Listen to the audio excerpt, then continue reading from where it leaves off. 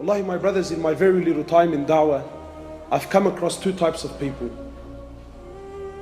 One is the one who thinks he's a bad boy. He thinks he's a gangster. He thinks he's above everyone else. And deep down in his heart, and even times on his tongue, he makes it very clear that he doesn't have time for Allah. That he doesn't have time for this deen. That he doesn't have time for this religion and sunnah and do this and do that and this is haram and this is not allowed. And there's an attitude that comes along with it. That pride, that arrogance in the heart.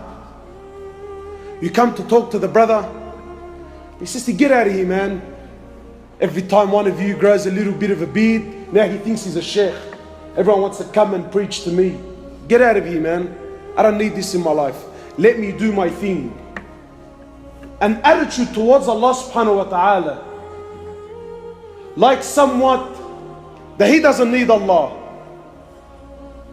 And then there's the opposite too.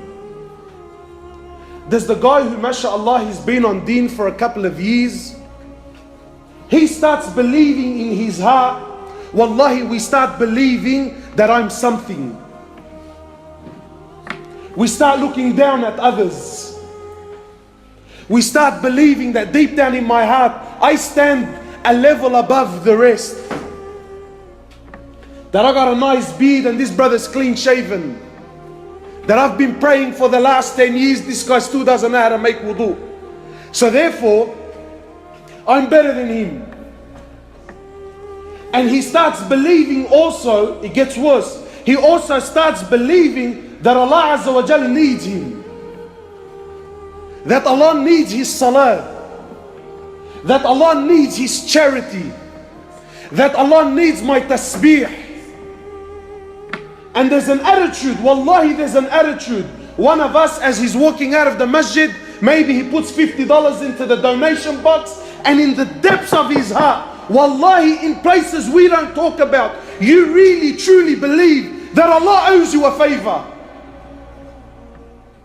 That Allah owes me something, man. That I've been praying for the last 10 years, so therefore Allah subhanahu wa ta'ala, He owes me something. Well, my brothers, today I got news for both sides. Allah owes you nothing. Allah owes you nothing. Allah subhanahu wa ta'ala doesn't need you. Allah subhanahu wa ta'ala doesn't need your salah. Allah subhanahu wa ta'ala doesn't need your fasting. Allah subhanahu wa ta'ala doesn't need your money. Allah subhanahu wa ta'ala doesn't need your time. Allah subhanahu wa ta'ala doesn't need your da'wah. Allah subhanahu wa ta'ala doesn't need your bead. Allah Azza wa Jal is free from all, from anything. Allah Azza wa Jal needs nothing and no one. We need Him subhanahu wa ta'ala. Don't be fooled. Don't let shaitan play with your mind. That look at you, mashallah, you've been on deen. You're a cut above the rest. You're nothing.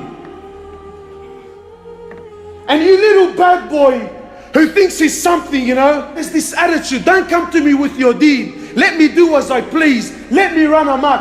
I want to go where I want. I want to sell what I want. I want to snort what I want. I want to sleep with whoever I want. Don't come to me with your religion. If Allah is so great, then why is He so bothered? Leave me alone. Well, my brother, you also, no matter what you do, no matter what you sell, no matter what you take and how much you take of it, it doesn't harm Allah.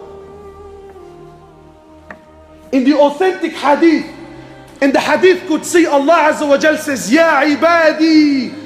Allah says, Ya ibadi, oh my slaves. If the first of you to the last of you, the human of you and the jinn of you, if you were all to come together collectively, all, not some, all of you were to come together collectively to worship me and worship me and worship me until you become like the most pure heart amongst you, this does not increase my greatness in any way, shape or form. And the opposite is true, you little gangster. Ya ibadi, oh my slaves. If all of you, the human of you and the jinn of you, if you were all to come together collectively and all of you were to sin, steal, cheat, sell drugs, prostitute, do whatever you desire, you little gangster.